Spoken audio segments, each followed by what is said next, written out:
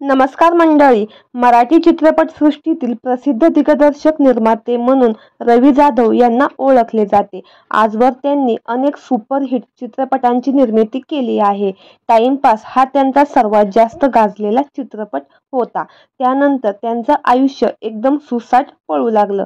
मात्र व्यावसायिक आयुष्य जरी सुसाट चालू असलं तरी त्यांच्या वैयक्तिक आयुष्यात मात्र खूप दुःख आणि संकटे आली होती.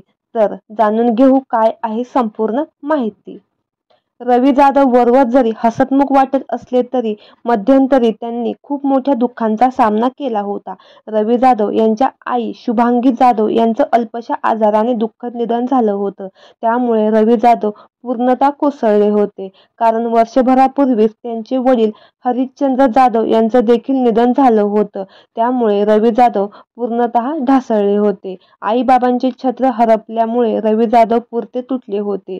त्यामुळे जवळच्या मित्रमंडळी, नातेवाईक त्यांना धीर देत होते. तर मंडळी, आपल्या चॅनलच्या परिवारातर्फे रवी जाधव यांच्या आईबाबास भावपूर्ण श्रद्धांजली.